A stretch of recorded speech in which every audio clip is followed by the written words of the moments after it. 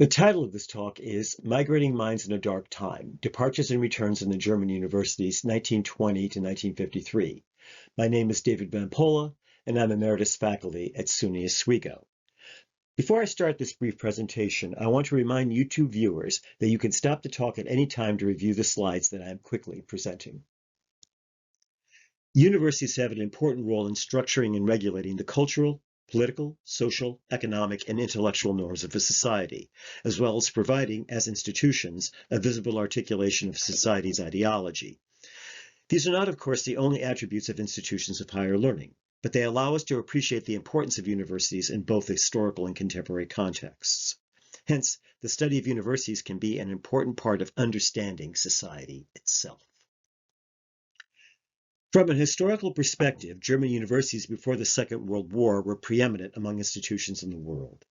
Many scholars believe that the Nazi seizure of power and their control over these establishments brought about a loss of status, not to say intellectual talent, in Germany.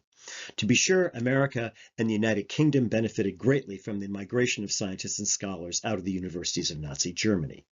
Many scholars have intensively studied this intellectual migration and its effect upon the Anglophone worlds of the US and UK, but there are relatively few systematic investigations of individuals who left the teaching staffs of German universities and returned.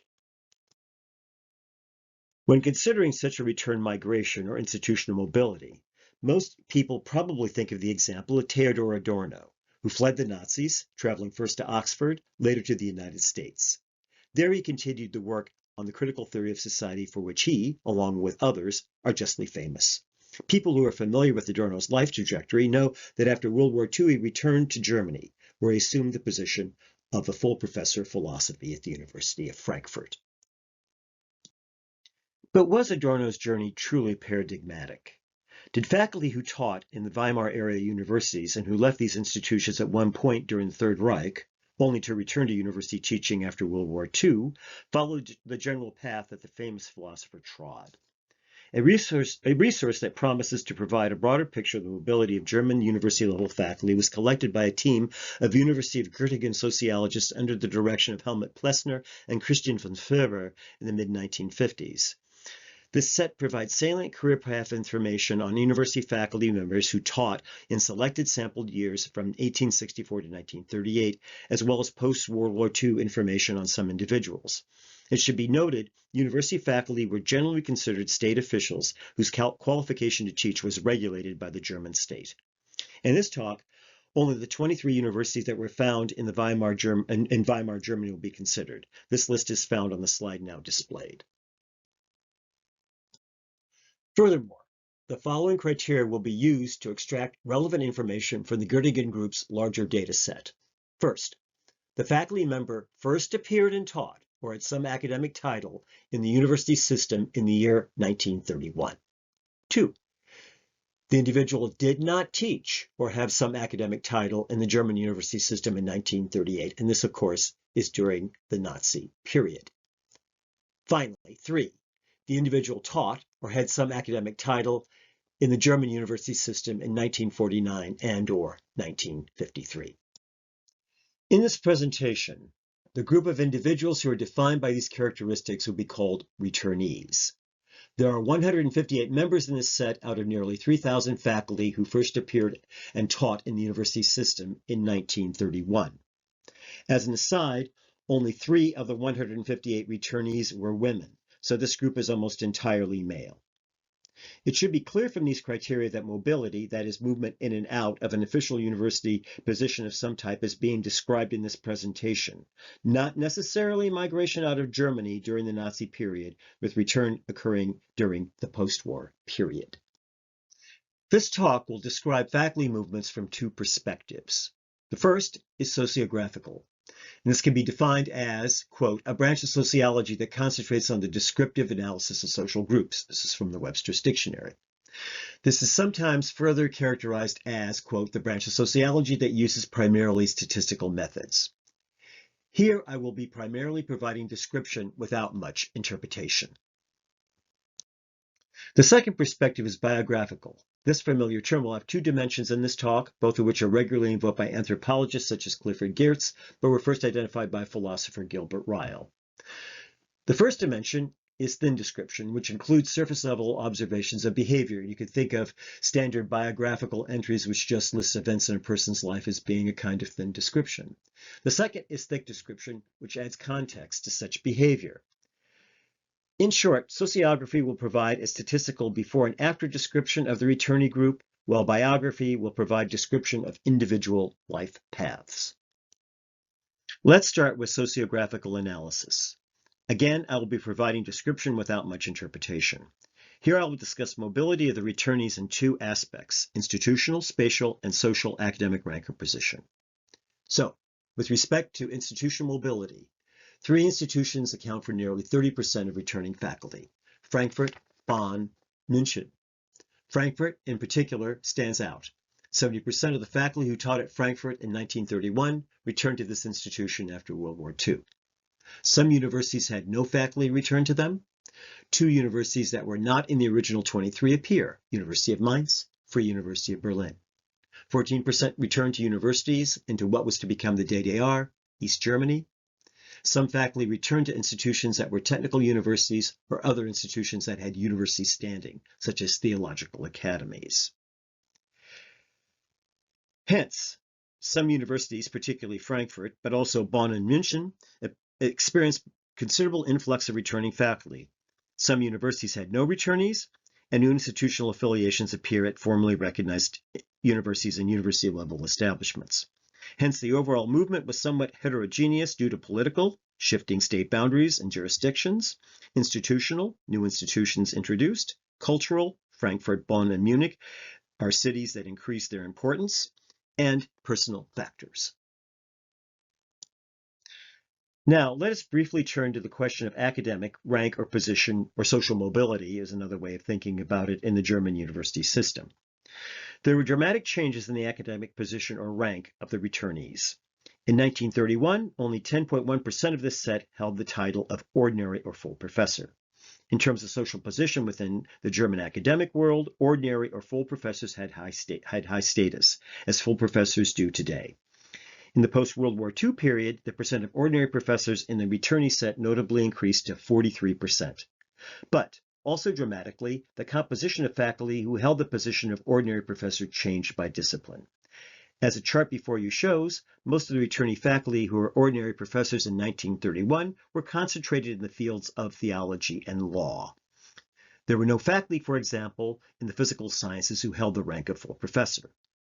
In the post-war period, distribution changed considerably. Faculty in the humanities and natural sciences became more prominent among the ranks of full professors.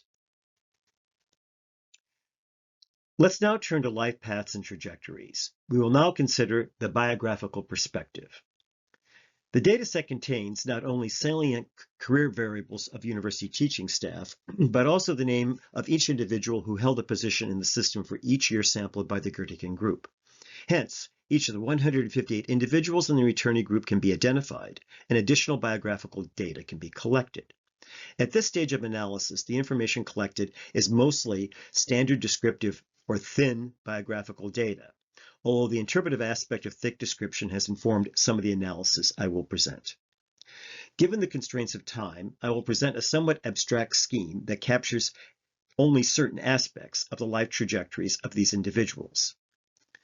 Now, first, I want to talk about two general sets into which the teaching staff can be grouped. The first of these is the set of individuals who could not be state officials at institutions of higher learning under Nazi leadership. Exclusion from this set is often determined through religious affiliation, particularly those classified as being Jews. Membership in this set shifted over time, since for the Nazi regime, what constituted being an Aryan and being non-Aryan shifted somewhat over time. This set can be considered as a fuzzy set, since membership in it can change. The second general grouping of returnees is the set of individuals who were eligible to be state officials, but were not teaching in a German university in 1938. Given that membership in the set does not vary over time, it can be considered a crisp set. Within each of these sets of individuals, different life trajectories can be abstracted from the biographical information. Characteristics of sets can serve as constraints for trajectories. Now, what I'm going to be giving you is not an exhaustive list of the trajectories, just some salient ones. So with respect to the first or fuzzy set, several different trajectories, that is, paths coming in and out of the German university system, among others, can be defined. The first are individuals who immigrated very soon after the Nazis gained power in 1933 and assumed some kind of academic position in a country outside of Germany. The usual destinations were the United Kingdom, the United States, and Turkey. Often, however, with the exception of Turkey, the immigration path might not be direct, with a temporary stay in a country outside the three countries mentioned earlier.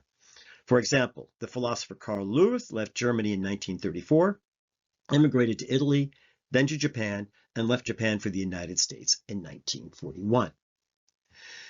Another trajectory, another general type of trajectory, are individuals who stayed in Germany but who were stripped of their university appointment due to their non-Aryan characteristics. In these cases, although classified as non-Aryan, they still had some skills that the Nazi regime could use. I'm going to give you two examples, which are extremely interesting. The first of these interesting examples is that of Herbert Hirsch Kaufmann. Although Hirsch Kaufmann was married to a non-Jewish person, he was dismissed without notice from his teaching post in Breslau in 1933 because of his Jewish heritage. Since he had medical qualifications that were useful to the Nazis, he was first able to practice medicine as a pediatrician in Breslau while also working at the Jewish hospital until it closed in the early 1940s. In 1944, Hirsch Kaufmann was assigned to the Gross-Rosenkreuz concentration camp as a medic for the Jewish prisoners forced to work there. After Breslau, he was freed by the Red Army. He and his family fled to the West, where he initially assumed a position at the University of Münster. The second interesting example, under this particular heading of individuals who stayed in Germany but who were stripped of their university appointment due to their non-Aryan characteristics, is that of Heinrich Grell. Grell's academic area was mathematical analysis and analytic geometry. He joined the Nazi Party and became a lecturer at the University of Halle. In 1935, he was imprisoned for violating Section 175 of the Criminal Code, which pertained to homosexual acts, and lost his teaching license. He was unemployed until the outbreak of the war in 1939. From 1939 to 1944, he served as a group leader in the development department of the Messerschmitt Aircraft Works. In 1944 to 1945, he worked for the Reich Research Council in Erlangen. After the war, he eventually became a professor at Humboldt University in Berlin in 1948. With respect to the second, or crisp set, several trajectories, among others, can be defined. The first are persons who are ideologically opposed to the Nazi regime. So they held an appointment, they were outspoken against the Nazis, and they were dismissed. These were faculty largely teaching in the theological and legal political science areas. A second general trajectory found in the CRISP data set are persons who may have been sympathetic to the Nazis, or at least they were not overtly opposed to the Nazis. And they taught in institutions of higher learning outside the boundaries of mid-1930s Germany. Now, there are two types. Those who stayed in Central European countries only to be absorbed later by the Third Reich. Here I'm thinking of people who may have had academic appointments in 1938 in places like Czechoslovakia or Austria. Now, of course, these countries were later absorbed into the Third Reich briefly during the World War II, but they would not, nevertheless, have been considered part of the classic German constellation of universities in 1938. And then there are those who moved to neutral countries, only to return to German universities during World War II. And here I'm considering the case of Walter Bungler. In 1936, Bungler left Germany for Brazil, but returned to Germany in 1942. After the war ended in 1945, he underwent a denazification procedure, and he continued on to have a successful university career. There's been significant controversy concerning his unspoken political beliefs, but he did make significant contributions to medicine in the post-World War II world. Finally, within the CRISP data set, we have persons who taught in German universities in 1931, but moved to non-teaching positions outside the university system during the years of Nazi rule. Now, these are faculty whose skills could be transferred to various other positions in Nazi society. And we saw in the case of Heinrich Grell of such a person. Now, he was expelled, of course, because of his homosexual tendencies. But the Nazis were still able to use him in some way. Here we're talking about people who were not formally expelled like Grell. They continued to work in German society on various German projects. They underwent denazification in the post-war period and then assumed positions in the German university system in 1949 and 1953. Some conclusions. Although this is a preliminary report of a larger study under investigation, I can make several concluding remarks. First, the trajectory of a returnee such as Theodor Adorno was only one of various possibilities. Certainly, for many of us, Theodor Adorno is kind of the towering figure of the emigre intellectual who came to the United States and returned to Germany to great academic acclaim.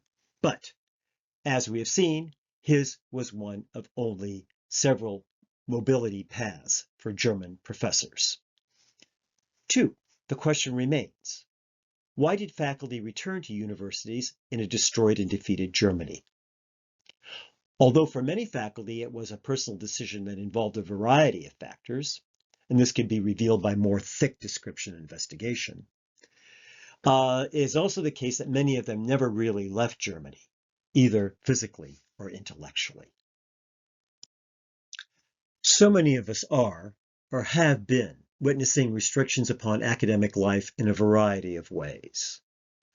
Although one must always be careful about extending analysis of the past upon current situations, I hope that a reflection upon the plight of those who left German universities under the Nazis, as well as those who returned to teach in them, can provide a perspective to help us understand our current situation. In this brief presentation, I've only been able to give you a little bit of the work that I have done so far, and I'm sure it has raised more questions and provided any sort of answers for you. But if you have any questions or comments, you can contact me at the email address that is on this screen, david.vampola@oswego.edu. Finally, I'd like to thank the Volkswagen Foundation for partly funding this work.